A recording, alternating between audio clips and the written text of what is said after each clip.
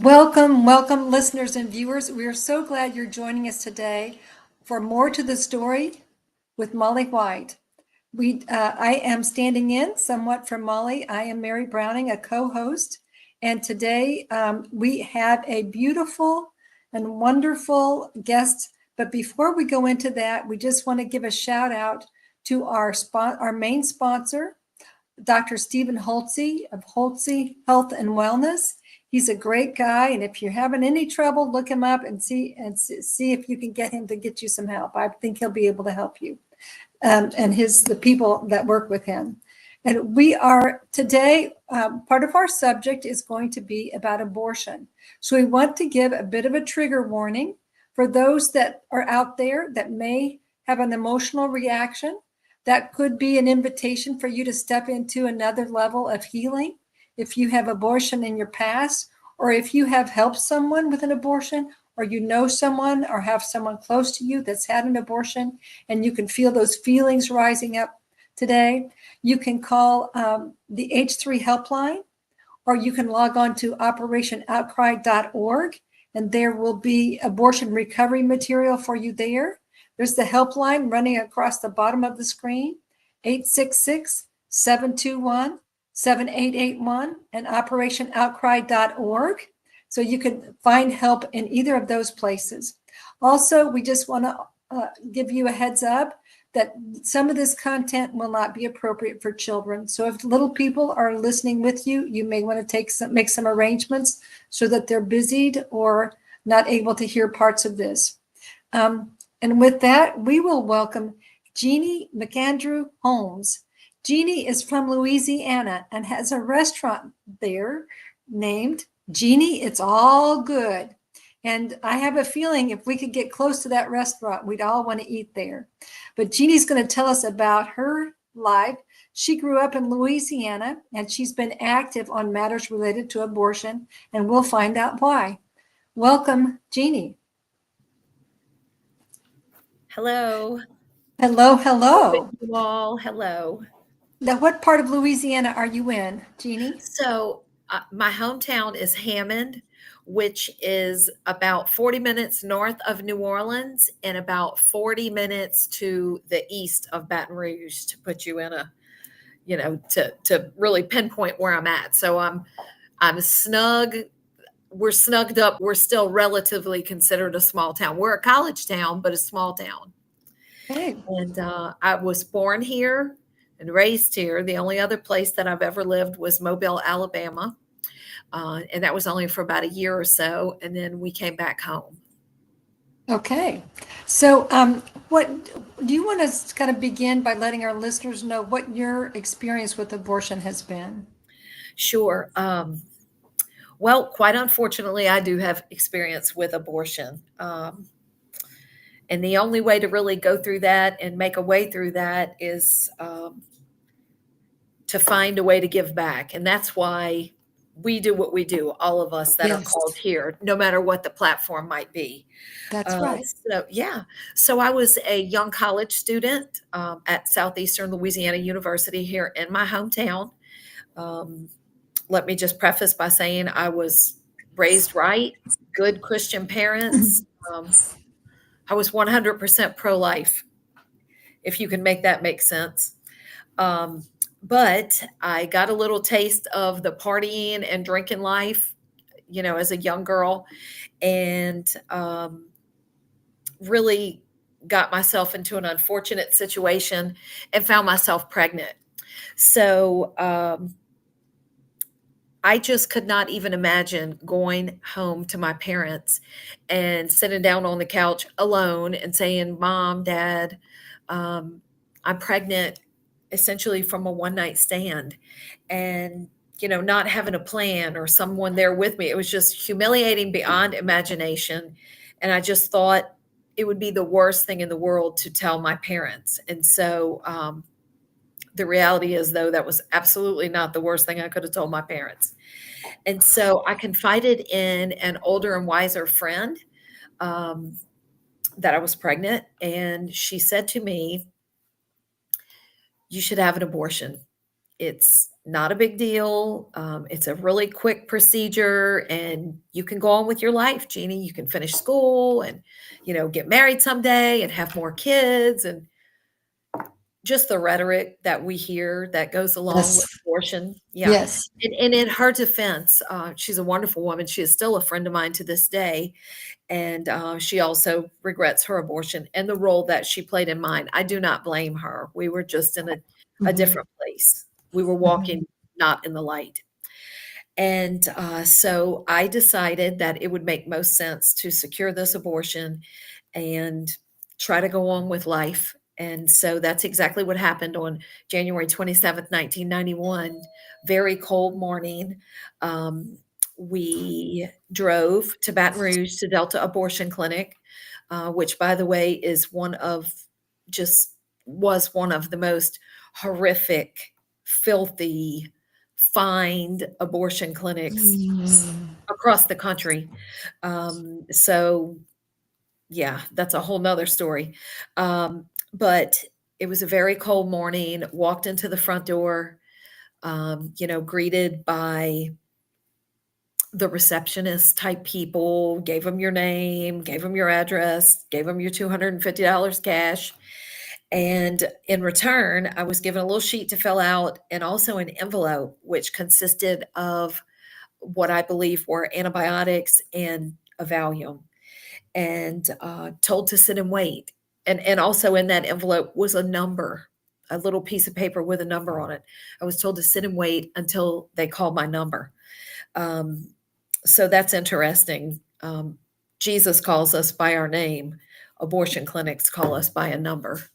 Right. So I waited until my number was called, and I got up and I walked into the back, led by some form of a medical person, and was told to take my place, undress, take my place there, um, and wait. And so I could hear on down the way this terrible roaring, horrific sound. And I was very afraid. I was very frightened. And I just could not believe that in my life I found myself in that place, that I knew what was coming. I knew that that paid executioner was approaching. And I could hear girls crying, moaning. It was horrific. And as he approached me, um, I was just told, open your legs. And a vacuum type instrument was inserted. It was a suction abortion because at this time that was predominantly Mhm. earlier term abortions were suction abortions. And the most horrific roar ever started, and a pressure that was so intense and forceful, it literally arched my back. Um, the pain was just unyielding. I could not even believe what was happening. I was so afraid. I really thought I was going to die in that chair, and that what I tried so hard to keep from my parents was going to be exponentially worse, because they were going to have a dead daughter that died having an abortion. That's honestly what I believed. And I cried and I prayed, and I just kept saying out loud, Jesus Christ is my Lord and Savior. Jesus Christ is my Lord and Savior, over and over and over. And it very much angered the abortionist. Um, Oh, he finally, wow. yeah, he finally said to the technician, make her shut up. And I was just Wow. like, oh my God, oh my God, oh my God. Like, whew, yeah, it was much. So, what seemed like forever, but realistically was probably not more than 5 minutes, ended. And I just laid back, and I was told to clean myself up. I was given like a paper gown to clean myself up with. And I was told to get up and go to the next room and wait. So I got myself up. I could barely walk. My legs were shaking. Everything was shaking. Um, the smell was horrific. Abortion has a smell. Um, It's nothing that you'd smell on this earth. I'm quite sure it's fumes coming literally straight up from the pit of hell because it's such a demonic force. It was just horrible. Walked into that room that was lined with cots. Um, there were ladies such as myself, girls, ladies, laid out on the cots. Some slept, some cried, some rocked back and forth. I just laid down and cried and cried and cried and thought, oh my God, what have I done? And that is where my downward spiral really, really, really began, with shame, grief, pain, depression, alcoholism. The beginning of it all originated in that room. And, I laid there until I was told that I could get up and leave. Um, I mean, just like that, nobody checked on us, nobody checked blood pressure. There was no medical care in that facility. And I was told to get up, put my clothes on, and leave, where we were brought out the back door of that abortion clinic, the back of the building. Nobody leaves out of the front. You enter in the front and you leave out of the back. I would assume that any of us ladies walking through the front would be like an apocalyptic scene, a horror movie, and no one would actually go through with their abortion if they could actually see the face of abortion. Mhm. That's how my journey began, with abortion. Yeah. You know, one of the things, you've said several things that strike me, Jeannie, but one of them was that the place was actually filthy. It was filthy. It was, so it wasn't even sanitary. So No. this is what, we are told is healthcare then for Yes. women. Yes. You and I have a similar, because I could not bear to go home when I found out and tell my parents alone. But, Yes. and yeah, and then I intended to keep that secret till I went to the grave. Me too. I So, thought I would. so I understand. And I thank you for telling us and telling our listeners and our viewers the details, because this is not easy. I know it's not easy for you. Right. But let me just ask you, and so others will know, why are you willing to tell your story? And why are we willing to tell our stories? Well, that's sort of multi-pronged, but ideally, what reaches in and just binds my heart is that this side of heaven, this is the only way we can possibly give back and right the wrong, the horrific wrong that we did by opting for abortion. And that is certainly not to say that I do not believe in forgiveness and salvation and God's grace and mercy, because it is there for the taking. His death on a cross, his bloodshed covered even the great sin of abortion. Yes. However, I believe that when I survived that horrific abortion, which my precious child did not, I was still given much. And just as the Bible says, to those who are given much, much is required. I've been blessed with Yes. children, living children, a husband, a good life.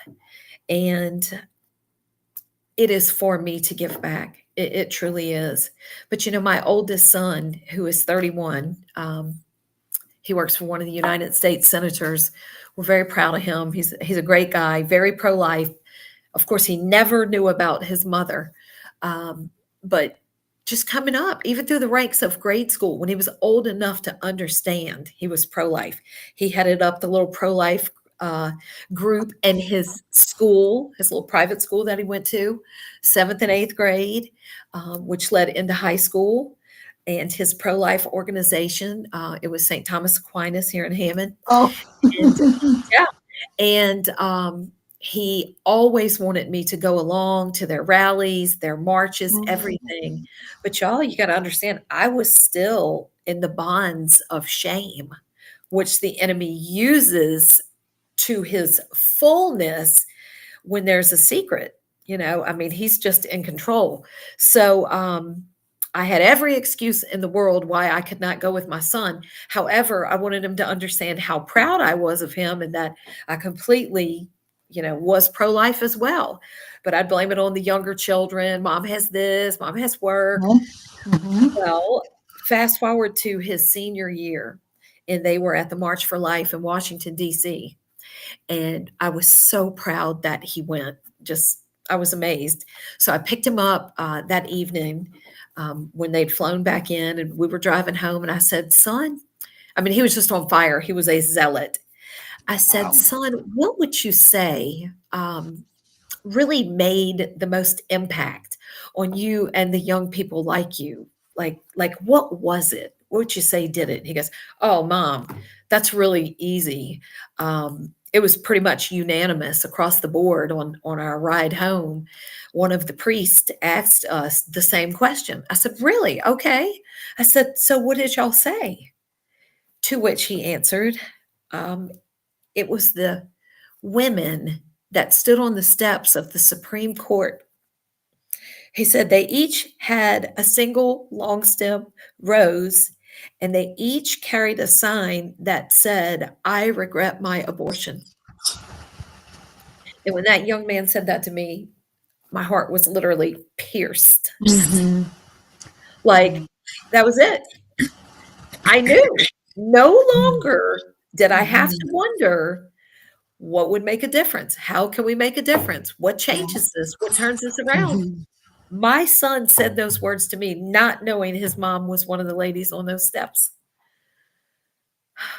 Now, Jeanie, you have appeared before on those steps I now, right? Yes, yes. Did you go through any recovery program, or how did you get to that place? Well, so when I first decided that it was time to come out, it was out literally with my story.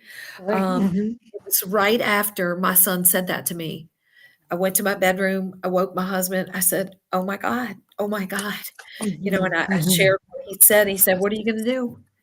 I Mhm. said, "Well, I have to pray about this. I really have to pray. I don't want to hurt my children, but it was so obvious what was necessary." So Right. I did. I prayed about it, and the Lord said to me, "You have to be truthful. You have to tell the truth." And my whole truth is not one abortion; it's two. So then I was at a crossroads. Do I speak of the one that you really kind of can almost get a pass for because people are really quick to say, well, she didn't really know what to expect or understand. They're way less judgmental with one abortion than two or three or four. Trust me, they are. Mhm. But thank God I dug really deep and I trusted and rested in the word that was spoken over me. Complete truth for complete healing. And I made that decision that I was not going to hide. I was going to tell it all. And I said that to my son. I had to give him all of that information. And he was so supportive and so sweet. And he said to me, Mom, it's like I always knew there was somebody else. Isn't that amazing? But Mhm. that led me to search for, I knew there had to be more ladies like me. I never really talked to anyone like me about my Mhm. situation. So And many of us don't tell anyone, so we are all no. suffering in So I get silence. on the Yet. computer, I go online Mhm. and I start searching women who regret their abortion. And Silent No More awareness campaign popped Yes. up. And I start reading, and I just couldn't get enough. I stayed there all night reading and looking. And I wanted so bad to tell my story. So I start typing. And I knew if I hit enter, that was it. We were going live. And I hit enter and it Yes, asked if you good would for like to you. be contacted. And I said, Mhm. yes. And the very next day, precious Miss Bobby Jones, Miss Bobby, she used to be Oh, over Miss Silent No Bobby. More. She is with Okay, I've Sarah not met her. Zagorski. They spoke at the March for Life in DC a few years ago. Miss Bobby. Oh, I Yes, did not know with that. Wow. her daughter, adopted daughter, Sarah Zagorski, who works for Louisiana. Yeah. And that is how the Lord just brought me into all of this. So Wow. ironically, you know, we kind of start off small, speaking where, people ask or need ministering to, Mhm, or sometimes mhm. it's just an individual, whatever it is. But I made a commitment to the Lord that I would not say no. If I was ever asked to share my testimony, to speak, to help, to just show up, to sidewalk counsel, whatever it might be, I told him no twice, and it caused utter hell in my life. And I promised the Lord I would never tell him no again. So within reason, I don't say no. You And say that yes. Mhm. DC was one of those times because that was our Louisiana Supreme Court case about protecting women from the harmful effects of abortion. Our case wasn't about ending abortion in 2020. It was not about overturning Roe v. Wade. It was about equal health care under the law. It was about raising the standard of care for a woman who sadly, in the most desperate time of her life, chose abortion. She deserved to be protected by the same medical standards that any other procedure um, requires or is legally bound to. Jeannie, I think I was there in March Yes, of 2020. that's Yes. where I And met so, you yes. And that's the first first time. time that I spoke at Silent No More as Yes, well. So really. just so our listeners know, you can go to Silent No More and Oh, just yes. leave your story, and they contact you and let you know when there is Yeah. the March for Life. If you want to go to DC, Yes.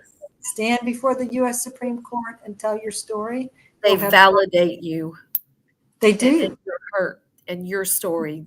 They let you know that it matters, your child mattered, and just Yes. that there's hope and healing after abortion, which is what this is all about, is just Yes. helping somebody to heal. Yes. I want to backtrack for just a minute because Yes. you said something that I want to underscore for a minute here, and then we'll jump back. And that was, you said you knew how blessed you were because you did get married and have children. We Yeah, know, Jeannie, don't we know a number of women who were never able to have children after we they'd had an certainly abortion. do. We Hmm. certainly do. We certainly do. Can I give you an example of something that Yes. happened to me right Yes. after I came back from March 2020, which is all like pre on the cusp of COVID to give everybody a relation Yes. Yes. of the time of that. Hmm. So we flew to DC without mask, and I flew home with a mask. Like it happened. The whole world just shut down after that. Yes. And do you know, our case was the last case that Ruth Bader Ginsburg, the last big case that she sat on. That's right. That's I true. wasn't putting that to, I It knew they was. closed the courthouse after that. That's They right. closed the US Yes, Supreme that's Court right. and couldn't get So in anyway, I for get years. home and I'm at my restaurant, which I was telling you about. We don't just feed Yes. people, we feed souls, and they feed Right. ours too. And, Mhm. and there was a lady, she was a regular customer, a breakfast customer. And it just so happened that for whatever reason, Breitbart picked up my part of my testimony, my few-minute testimony. So it was like everywhere. So if it was not out before then, it sure was then. It was out. Yeah, so Mhm. apparently she heard it.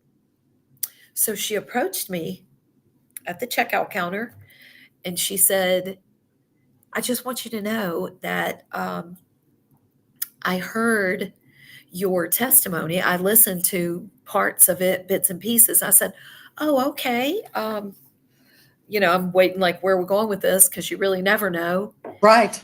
He Hmm. said, look, um, I had an abortion too. I said, oh, okay. I'm trying to gauge where is this Right. lady in her healing Mhm. journey, if in Yes. fact she started at all. And she said, but I mean, mine wasn't like yours.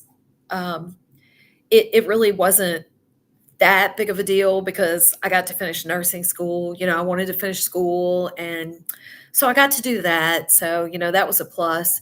She said, but I mean, the one thing that really sucked, and these are her words, she said, I never got to have kids. And I'm just looking at her like, are we really having this conversation?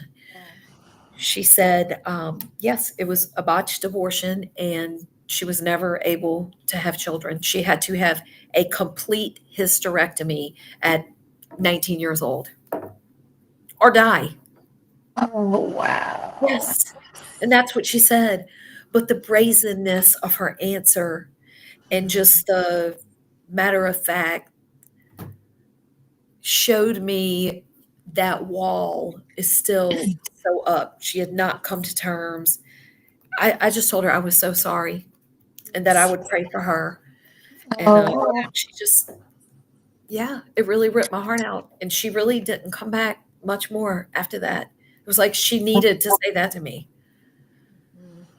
So well, there, and I want to thank our producer. He's running the H3 helpline at the bottom of our screen. If there's anyone else that's yes, had, please this reach out. experience or similar, 866-721-7881. They will connect you with abortion recovery programs and get help.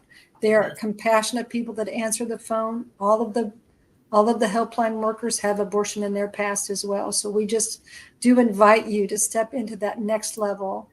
And and really, Jeanie, as you're talking, that what's occurring to me is, and to a certain extent, we found our tribe. that's We right. found our tribe. So when we step outside of out of the shadows of shame, and we meet other people that had this in their past, we can then begin to be honest with one another and with ourselves Yes, about what abortion has cost and what it's meant.